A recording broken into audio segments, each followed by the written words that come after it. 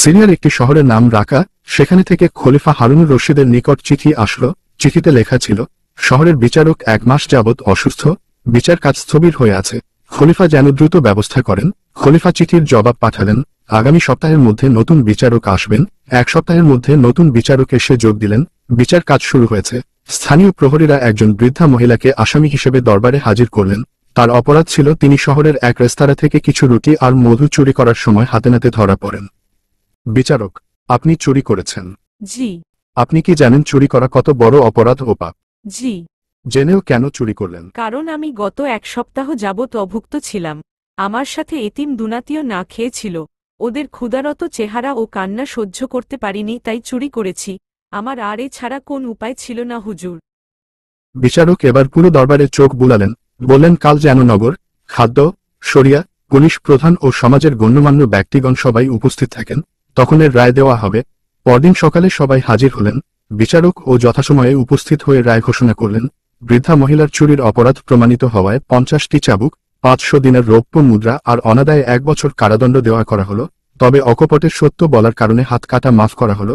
বিচারক প্রহরীকে চাবুক আনার নির্দেশ দিয়ে নিচে নেমে ওই বৃদ্ধা মহিলার পাশাপাশি দাঁড়ালেন। বিচারক বললেন, যে নগরে একজন ক্ষুধার্ত বৃদ্ধ মহিলা না খেয়ে ক্ষুধার যন্ত্রণায় চুরি করতে বাধ্য হয়, সেখানে তো সবচেয়ে বড় অপরাধী সে দেশের খলিফা। আর আমি এসেছি খলিফার প্রতিনিধি হয়ে। আমি যেহেতু তার অধীনে চাকরি করি, তাই 50টি চাবুকের 20টি আমার হাতে মারা হোক। আর এটাই হলো বিচারকের আদেশ।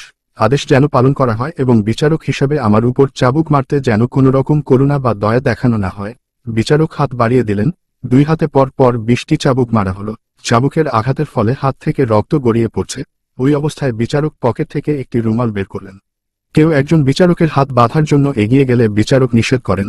এরপর বিচারক বললেন, যে শহরের নগর প্রধান, খাদ্য গুদাম প্রধান ও অন্যান্য সমাজ হিতৈষীরা একজন অভাবগ্রস্ত মহিলার ভরণ পোষণ করতে পারেন না, সেই নগরে তারা ও অপরাধী, তাই বাকি 30টি চাবুক সমানভাবে তাদেরকে মারা হোক।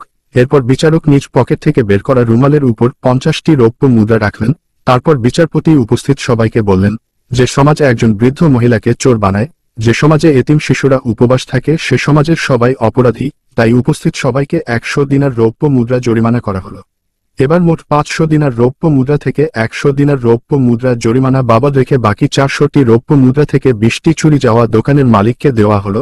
বাকি 380টি রৌপ্য মুদ্রা বৃদ্ধা মহিলাকে দিয়ে বললেন, এগুলো আপনার ভরণপোষণের জন্য। আর আগামী মাসে আপনি খলিফা হারুনুর রশিদের দরবারে আসবেন। খলিফা হারুনুর রশিদ আপনার কাছে ক্ষমা প্রার্থী। 1 মাস পরে বৃদ্ধা খলিফার দরবারে গিয়ে দেখেন, খলিফার আসনে বসা লোকটিকে চেনা চেনা মনে হচ্ছে। মহিলা ভয়ে ভয়ে খলিফার আসনের দিকে এগিয়ে যান। কাছে গিয়ে বুঝতে পারেন লোকটি সেদিনের সেই বিচারক। খলিফা চেয়ার থেকে নেমে এসে বললেন, আপনাকে ও আপনার এতিম নাতিকে উপোস রাখার জন্য সেদিন বিচারক হিসেবে ক্ষমা চেয়েছিলাম। আজ দরবারে ডেকে এনেছি প্রজা অধিকার সমুন্নত করতে না পারা অধম এই খলিফাকে ক্ষমা করে দেওয়ার জন্য। আপনি দয়া করে আমাকে ক্ষমা করুন।